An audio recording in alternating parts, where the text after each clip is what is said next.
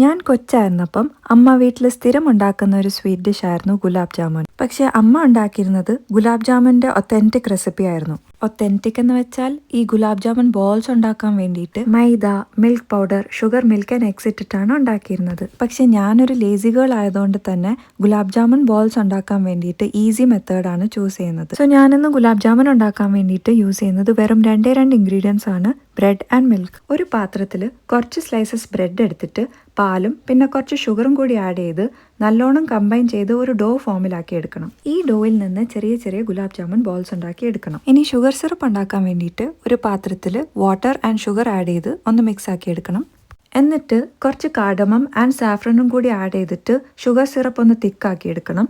അടുത്തത് ഗുലാബ് ജാമുൻ ബോൾസ് ഉണ്ടാക്കാൻ വേണ്ടിയിട്ട് ഒരു പാത്രത്തിൽ എണ്ണ ചൂടായതിനു ശേഷം gulab jamun balls golden brown ആവുന്ന വരെ ഒന്ന് ഫ്രൈ ചെയ്തെടുക്കണം. ഗുലാബ് ജാമുൻ ഇപ്പോൾ റെഡി ആയിട്ടുണ്ട്. ഇനി ഇതിനെ ഷുഗർ സിറപ്പ് ഉള്ള പാത്രത്തിലേക്ക് ട്രാൻസ്ഫർ ചെയ്യണം. Allow the gulab jamun balls to soak into the sugar syrup for around 10 to 15 minutes. And അങ്ങനെ നമ്മുടെ easy to make gulab jamun recipe ready ആയിട്ടുണ്ട്.